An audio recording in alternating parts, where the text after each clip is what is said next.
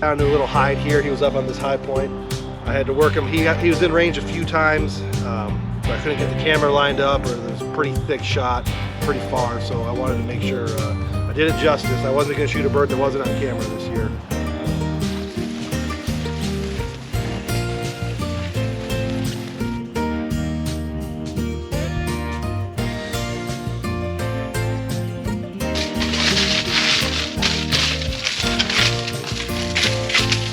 This is an important part of turkey hunting. This is coming back and eating lunch.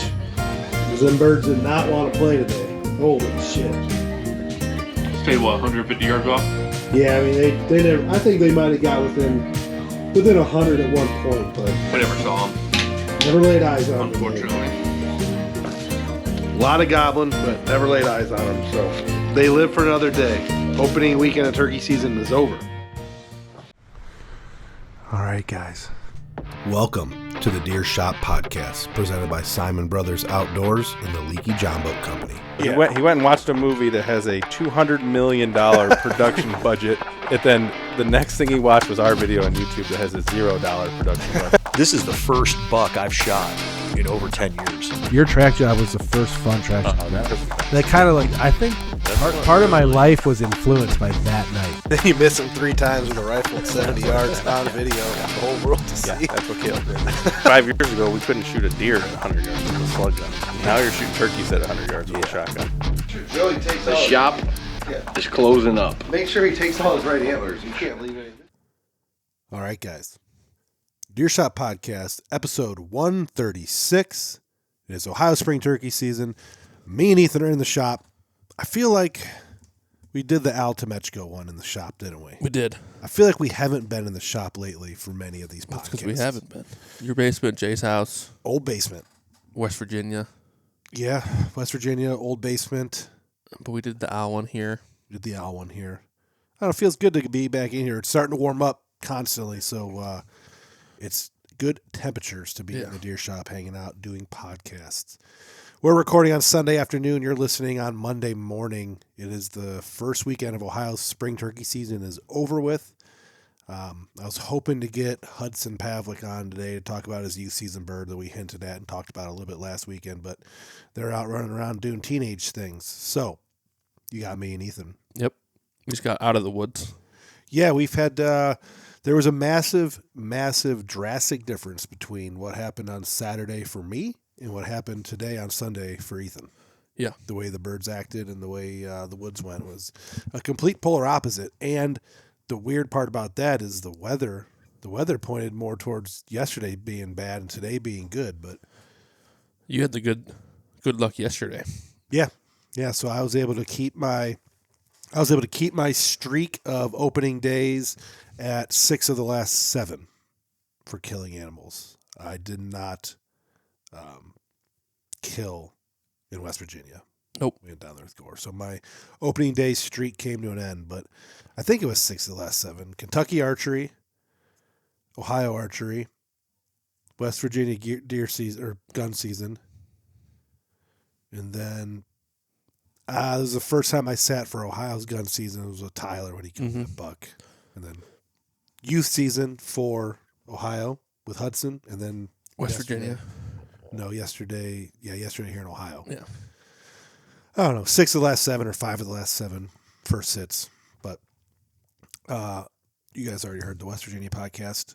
You didn't. We recorded the podcast on Sunday, hunted Monday, so you haven't heard the results of that, and I'll tell you the results of that. Me and Chris walked around up top for about 4 hours, and we worked 2 different birds. We worked one kind of off the roost that was in an open pasture on the neighbors to the east.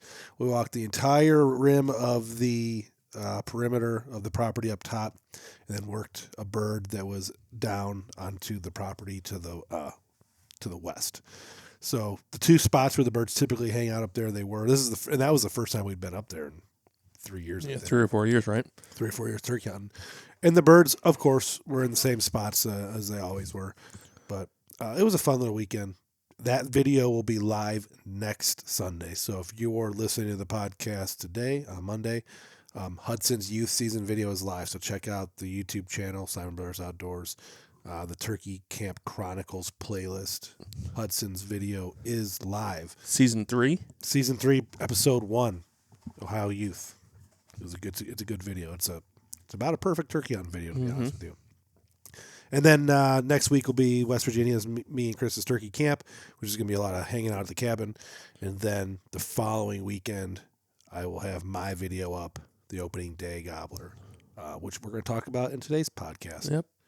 And then probably the last video, we'll probably do 4 episodes for spring turkey this year. Well, I take that back. We'll probably do 5. If we hunt in Pennsylvania, that'll be its own episode.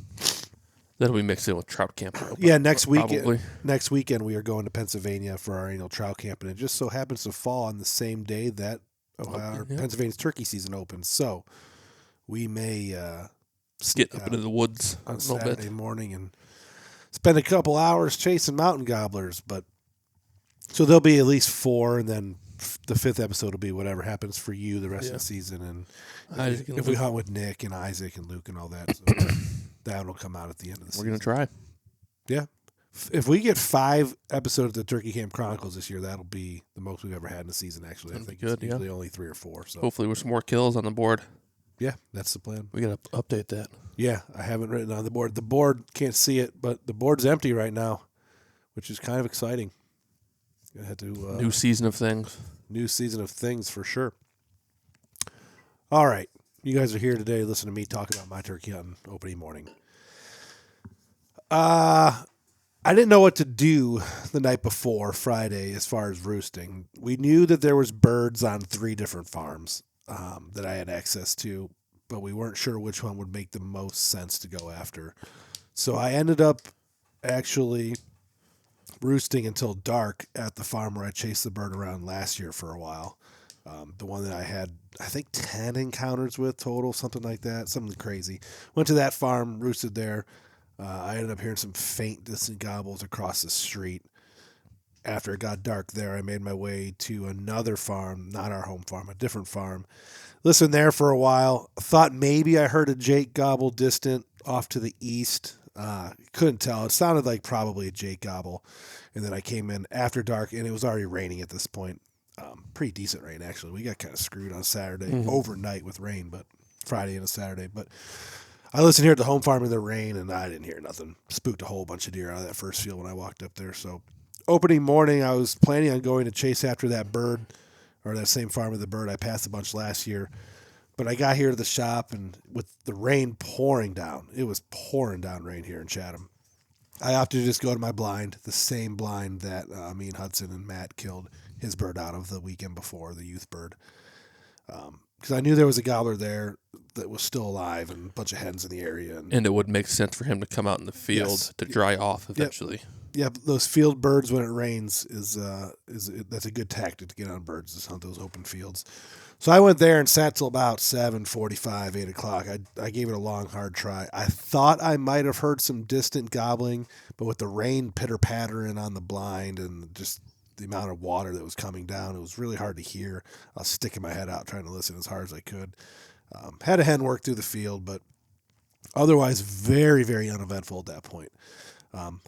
Came back to the farm, hopped in my truck, went down to the road to another farm. At first, I was glassing this hayfield pasture, and I wasn't hearing any gobbling or anything, and I didn't see anything in the hayfield pasture. And then I worked my way around to a big open crop field, and I noticed that there was a bunch of geese out in the middle, but it looked like some other birds.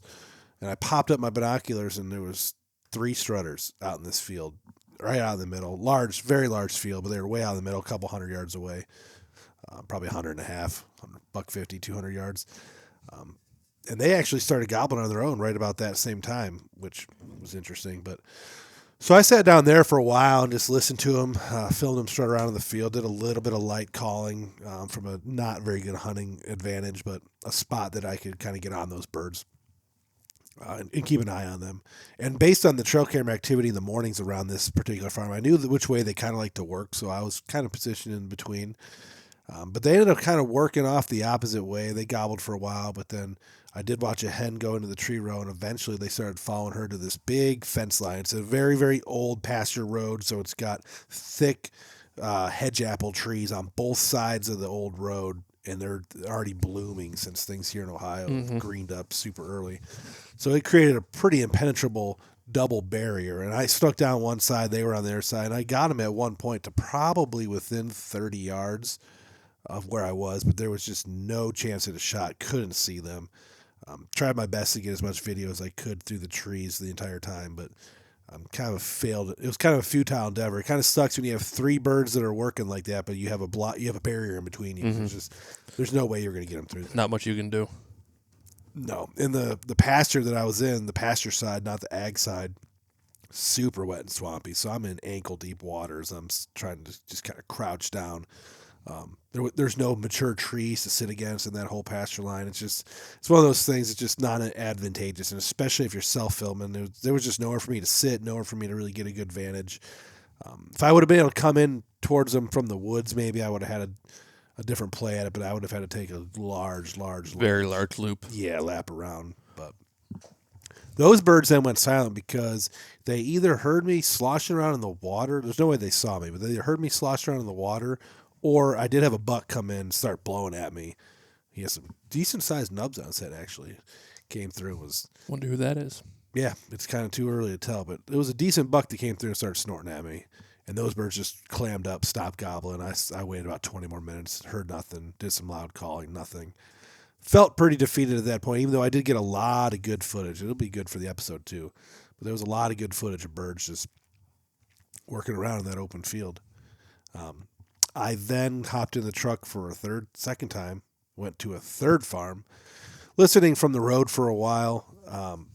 I thought I heard a distant gobble, and then I got out of my truck and was listening even harder, and I definitely heard a faint gobble a couple 100 yards off, and decided it was probably 10:30 at this point-ish. Figured might as well go in and try to make a move on this one. So found a parking spot, got all my gear, cut the distance in what I thought was half, went up in a blind that we have, and called for a little bit, sat there and listened, and he didn't gobble again. He didn't return any of my gobbling from my calls.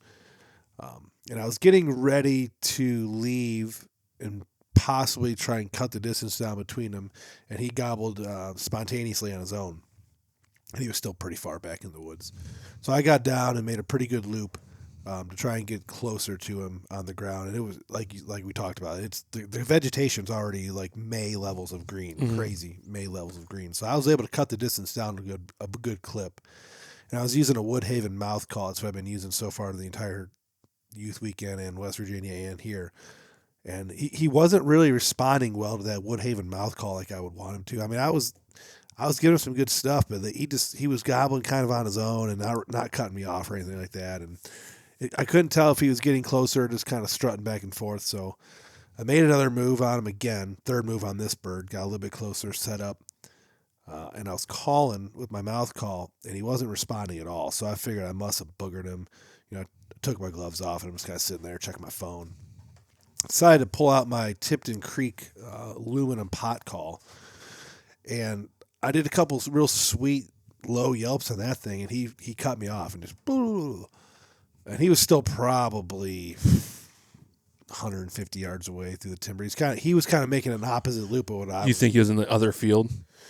He was close to where that other field was, to the south side, yeah, if you know the way this property lays out. So he went from one field to another, and it's funny. There's no way of me knowing this. I can't prove it by any means, but he was acting very much like that same bird I hunted last year that he keeps skirting me out in these fields, and when he was in these fields, they're not on the property. The one field's not on the property that we can hunt, so I didn't shoot out in there, and you've heard that story over and over. I passed that bird. He was doing the same type of stuff, living in the same area. There's no way of knowing if it was the same bird or not. I would assume it probably was, but hard Same area, and yeah, you say they can't age turkeys via weight or spurs or beard length, so it doesn't really. Well, according to Matt, every Tom is a 2.5-year-old turkey. Yeah, you know what else is a 2.5-year-old? Every deer master is, apparently, if you go by teeth aging. But sorry about that, Matt. So he was gobbling probably 150 yards ish through the woods. So I cut the distance in half again, just slowly walking through this mucky, flat, swampy area, and I got behind a good tree. And I got that aluminum pot call out, and I started doing some sweet yelping, and he cut the distance fast, just double and triple gobbling. I could tell that he was probably within 45 or 50 yards below a rise, and I couldn't quite see him. But he was facing me. The gobbles were loud. He was definitely making his way in. So I sat down and was quiet for a while. He started gobbling on his own. Then he got quiet for a while. Then I would call. He'd cut me off, gobble for a while. This went on for a period of time until I finally, a gobble sounded way closer. I'm talking 30-ish, 35. And I saw his fan come through the trees, and I was self-filming with my camera. My battery was dying. My memory card was filling up. I'd taken way too much video that day. That 4K video does a number on those memory cards. Mm-hmm. And I'm filming him. I'd be able to focus through all the thick stuff and see his tail fan turn and this way, and he's gobbling. And he walked back and forth for about 10 minutes, probably between 30 and 35 yards. But it was so thick with that honeysuckle that there's no thorns on it, but that little green bush. You know, there was a whole bunch of that and some like old willows and stuff. And he was just strutting back and forth, gobbling. But I could never line up his head.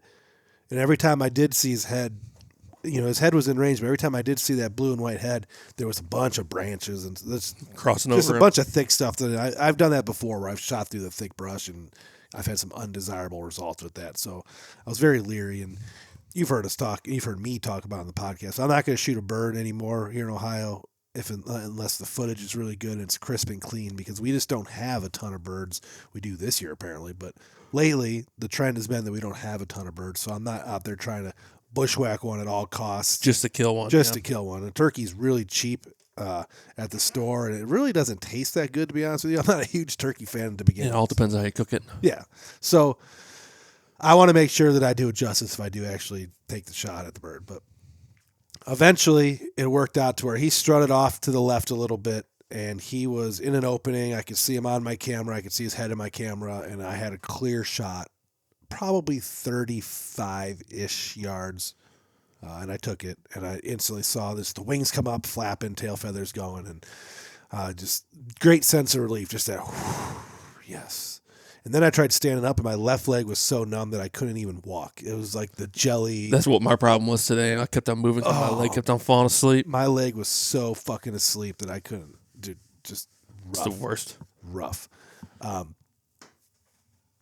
So then I went up to the bird and just took a moment to enjoy it. It's weird when you're by yourself and you kill a bird or something like that, and it's just you and the bird, or you and the deer, or you and whatever game animal. You're just there by yourself, and it's just a little bit different than when you're surrounded by people. I'm gonna find it. So I just took the time to take a couple pictures and sit there and let a couple people know that I killed it. I was wearing my Seasons Left hoodie and Luke's new turkey camp hat here, which you can find on leakyfishing.com. The Seasons Left release is coming soon. You probably saw that video on our channel or heard us talk about it on the podcast. May 1st. May 1st is when you can buy the Seasons Left hoodies and hats and shirts. And they are awesome. They are awesome. I'm wearing them all the time. I was wearing Jay's new hoodie, so I was trying to get some pictures of the bird with Luke's hat and Jay's hoodie, because it's the first animal kill with both people, or with both companies wearing that new stuff. And just took some time by myself. It was 11:35 when I checked my phone for the first time, so it was getting close to the final hour there. But man, he gobbled a lot. I love hunting those birds in the timber. Field birds with decoys are fun, and strutters, and watching them out in the field. But when you're working a bird in the timber and he's gobbling, and you're closing the distance, and you're behind a tree, and you're doing this and you're doing that, and you finally catch moving to that bird, and you see that red head, and that's just the way I love to hunt turkeys. Would have been cool today. Yeah, but it didn't work out. It would have been cool today. I'll definitely get to that here in just one moment. That bird that I killed weighed 22.92 pounds. He had 7/8 inch spurs, not quite an inch. They were sharp, but not quite an inch. And then he had an 11 and change beard. His beard was pretty long. But he was a heavy bird, almost 23 pounds. I think my heaviest bird's only 23-ish pounds. So he's very close to being my heaviest bird. Just beautiful, beautiful bird, beautiful hunt, the way you want to do things. I'm very grateful that it worked out that way. I've had a lot of years, 2 or 3 years in a row, where I've been struggling to get on birds when I'm self-filming and hunting by myself. And I've had plenty in range, but either my camera's dead, or I'm only have the GoPro, or I can't get a clear shot. All the things that happen when you're trying to self-film turkey hunting, which is so hard. Yeah, to do. very difficult to do. But it worked out very well. I'm trying to think if anyone else we know killed a bird on opening day. I don't think no one in our immediate circle did. Dylan had a little bit of a hard time. Yeah. I don't think Nick went out. I think Jason Salzer might have killed a bird. He I did. think Yeah, Jason did. on social media. But opening day, with the start of how rainy it was, it actually ended up being pretty good. I enjoyed it. It was one of the better turkey hunting days I've actually ever had. Unfortunately, it was me by myself the whole time alone. But Yeah, me and Isaac, and Luke Yeah, were all at work. all three of you guys were working. Dylan was back and forth between his properties and taking care of his new baby. And Nick did go out. He got Nick busted some. Yeah. Nick said he busted some birds or something. I didn't get Let's that walk full out. story. And we'll get him. We still have to get him on to talk about his deer season, but we'll get him on and talk about his turkey season eventually too. But just a beautiful opening morning. Today was a lot different. So for one, we got a late start. Yeah, we knew we were going to be out late. Well, get a late start because I was coming home from work, so I was going to be home until 8 o'clock at the earliest. And on my way here to the farm, we came across a bunch of birds strutting in the road.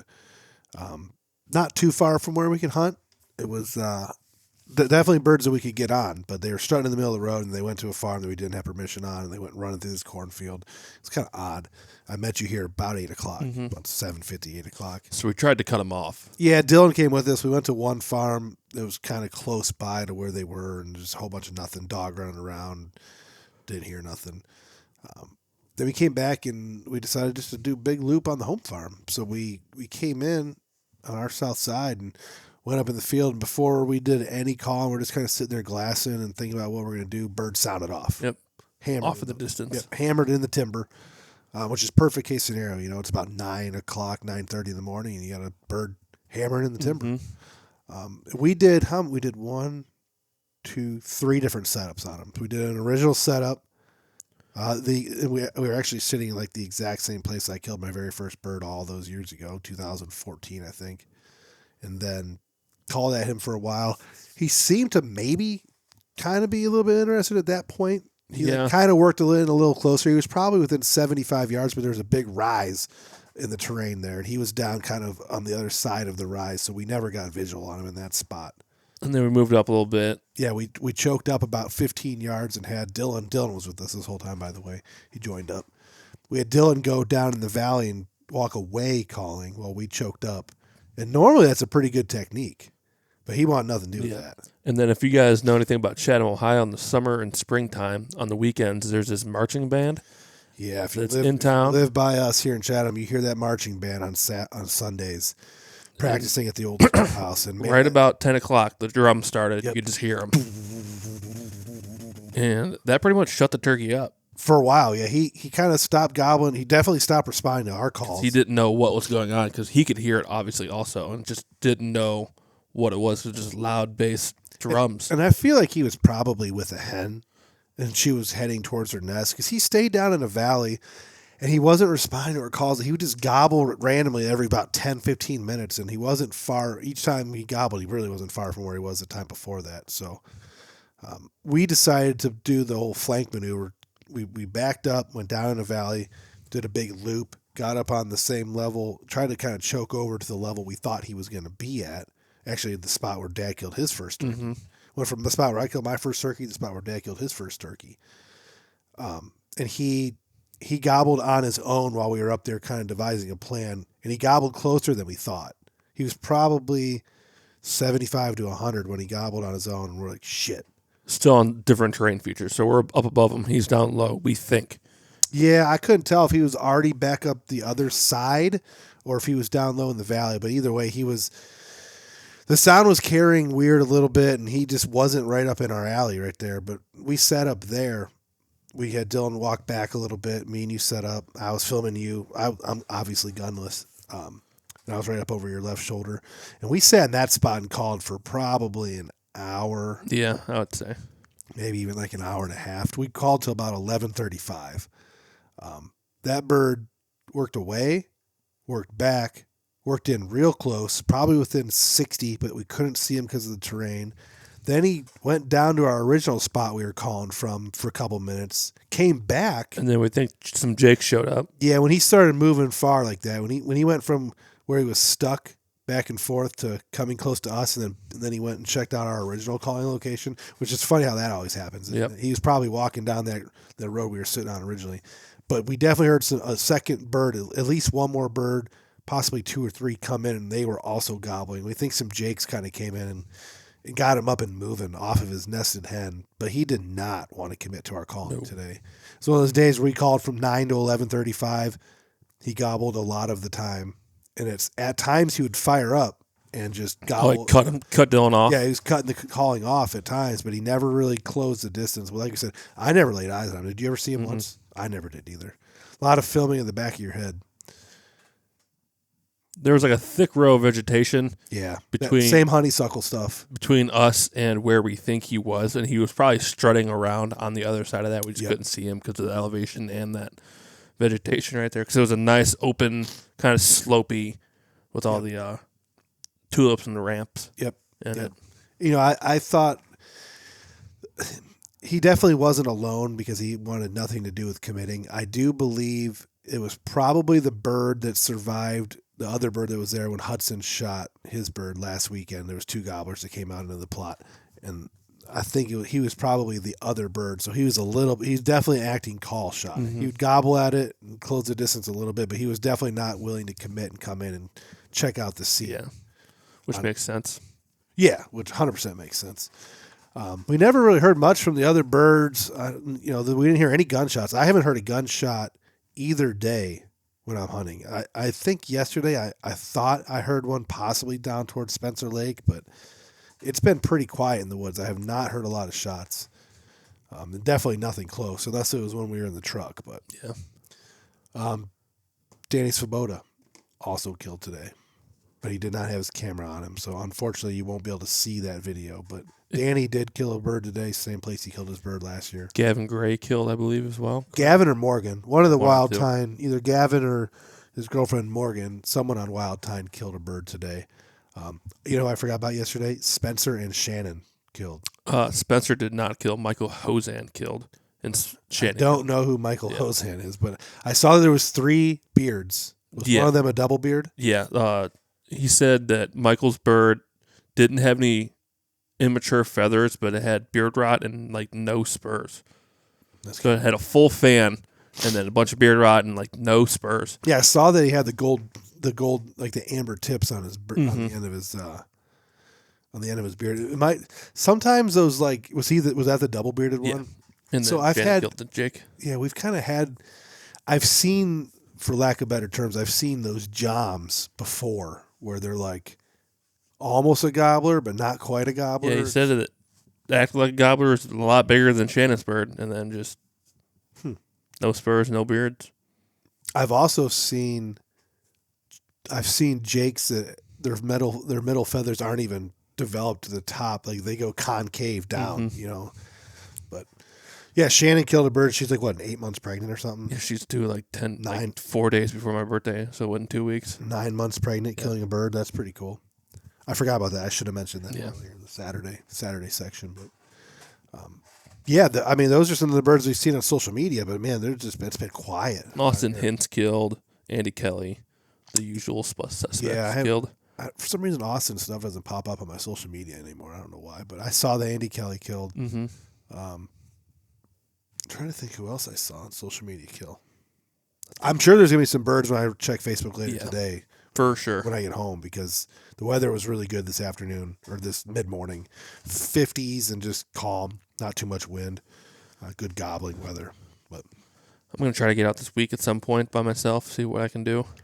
Yeah, I got to spend scare these birds away. I got to spend the next. I'm going back to work, so my stay homecation / moving to a new home / moving vacation is going to be over. So I'm back to work tomorrow. I won't be able to hunt turkeys again until Saturday of when we're in Pennsylvania. If the weather's good, I'm going to go. I'm going turkey hunting on a Saturday morning for sure. I'm actually looking very much looking forward to that. A couple days of fishing for trout, a day of fishing or hunting for turkeys up in PA. Be a nice little vacation away. And then when we get back from that, we got to try and get down to Gore's cabin, try and get my bird down there. The Ohio cabin. We're going to try and get to the Gore's Ohio cabin and kill a bird if we can. That boy needs a bird bad. He's bad luck for gobblers for some reason. Might change this year. Maybe. We've been trying. Hopefully. We've been trying. Chris, we're going to get you a bird, all right? Little Chris, we're going to get you a bird. Check out leakyfishing.com for the new turkey camp hats. There's camo like the one I'm wearing on the table here. There's the youth person style, high flat chested build, whatever you want to call them, hats. But Luke has a bunch of those on the website. Check those out. Buy your turkey camp hoodies. They're pretty sweet. Mm-hmm. The design, the logo might have been a combination of Luke's original design and me making some tweaks to it. Just saying. But I don't know what the podcast will be next week. Maybe we'll do one in Pennsylvania. Yeah, there's a possibility we Do could a do campfire a one? Pennsylvania campfire podcast. That actually might happen because if we don't, to be honest with you, if we don't do that, then we're not going to get one in at all. Because we're going to come back Sunday and no one's going to want a podcast. And unless we podcast on the ride home in the car. Also a possibility. We've done some car podcasts before, so we might do that. We'll see. Yeah. Got anything to add? I don't believe so. Deer Shop episode. Oh, I saw a piebald deer in my new house yesterday. You did. The first deer I've seen in my new house was a piebald in the driveway. Lindsay yells down from downstairs. I'm upstairs. She yells, "Hey, come here!" And I knew she was seeing something out the window, and she's like, "There's a white deer in the driveway." And I'm like, What? What?